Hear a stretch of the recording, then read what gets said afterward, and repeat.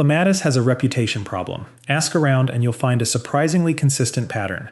Someone bought one, it flowered beautifully the first season, then one morning they walked outside and found it completely dead. Brown stems, no leaves, looked like someone had poured boiling water on it overnight.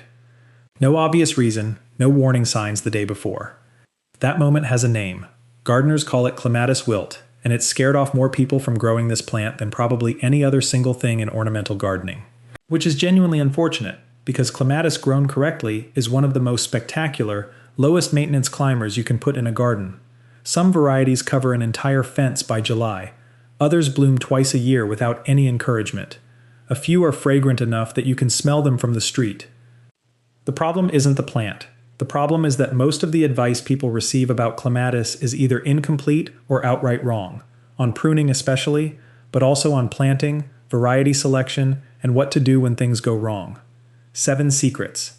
Some of them are going to contradict things you've heard before. Secret number 3 in particular is the one that the garden center will almost never tell you, and it's the difference between a clematis that disappears after one season and one that covers your fence for the next 20 years. If you want practical advice on getting more from your garden without wasting money on plants that don't survive, subscribe. New video every week covering exactly this kind of thing. Hit the bell so you don't miss it. Secret 1. Plant it deep, deeper than feels right. Almost every other plant you'll ever grow, you plant at the same depth it was sitting in the pot. Clematis is the exception, and it's an important one. When you plant clematis, you want the crown of the plant, the point where the stems meet the roots, sitting about 2 to 3 inches below the soil surface.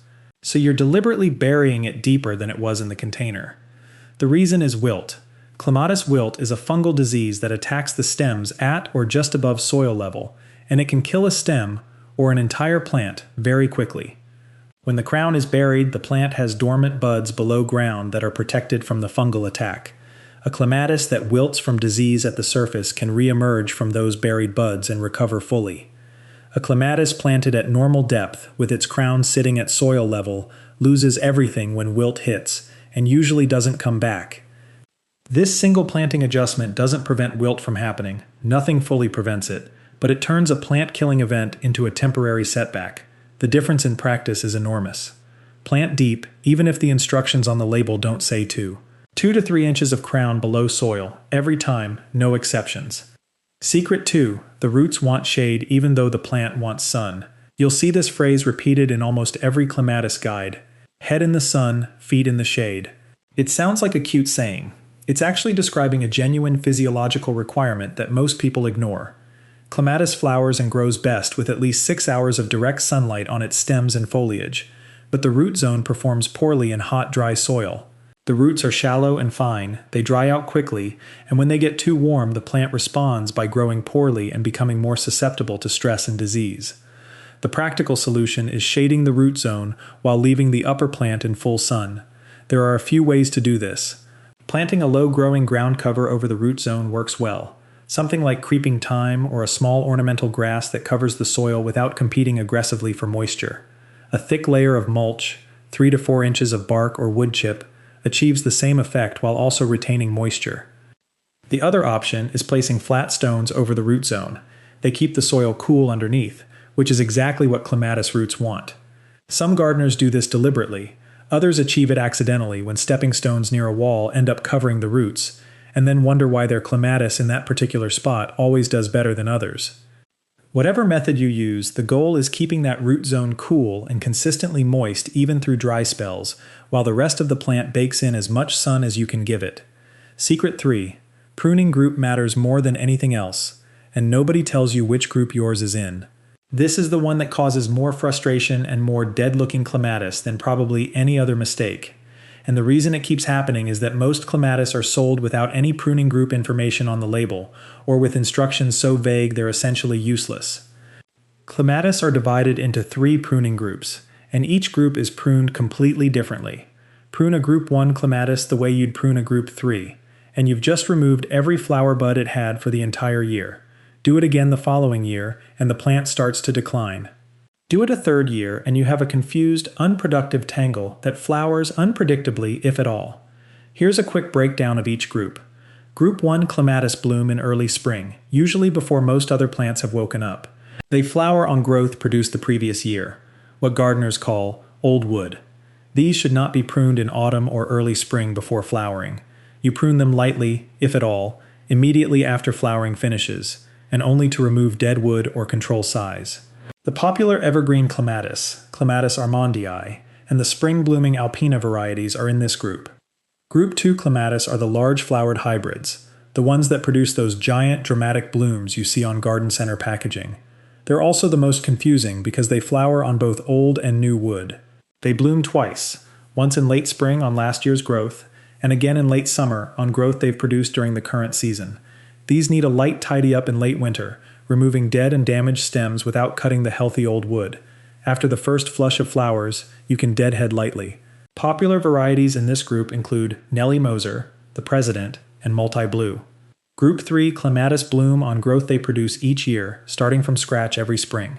These are the ones you cut hard, all the way back to about 12 inches from the ground in late winter or early spring. Every year, it sounds brutal, the plant responds by throwing up vigorous new growth and flowering heavily from midsummer onward. The Viticella types and most of the late-blooming species clematis fall here. Jackmanii, one of the most widely sold clematis varieties in the world, is a group 3. If you've been pruning it lightly and then getting weak, tangled growth with sparse flowers, cutting it hard to the ground each February will change everything. If you bought a clematis without knowing its pruning group, the simplest way to find out is to search the variety name with the words pruning group. Most major clematis varieties are documented extensively online, and this information is always included. 5 minutes of looking it up before you prune will save you years of wondering why your plant won't perform. Secret 4. Support the stems or watch them snap. Clematis doesn't grip a support the way ivy does. It doesn't twine its entire stem around a fence post like some other climbers. It grabs using small leaf tendrils that wrap around whatever they can reach, and those tendrils are relatively weak compared to the weight of mature growth. A clematis left to its own devices on a smooth panel fence, a flat wall, or a single vertical post will climb poorly, bunch up at one point, and the accumulated weight of stems will eventually drag everything down, particularly after heavy rain or wind. What it needs is a horizontal network of something it can grab. Wire stretched between horizontal fixings, spaced about 12 inches apart vertically, works extremely well. Trellis panels work if the gaps are small enough for the tendrils to wrap around. Some decorative trellis has openings too large to be useful. P-netting attached to a fence or wall is inexpensive and genuinely effective. The other thing worth doing in the first couple of seasons is guiding the growth manually. When a new stem appears, gently weave it into the support structure and tie it loosely with soft garden twine. You're training the plant to spread horizontally rather than racing straight up.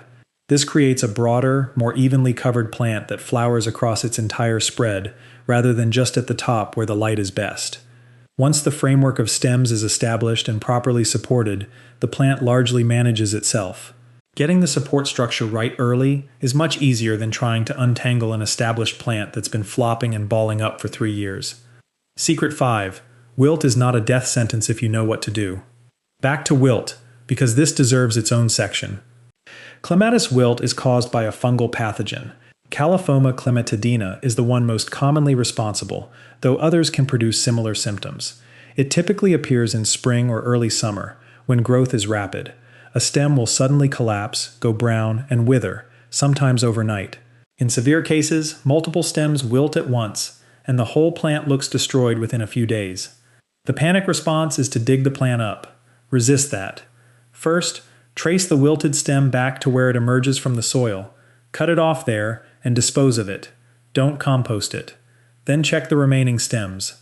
If some are still green and healthy, leave them alone. If every stem has collapsed, cut all of them back to the soil. Then wait.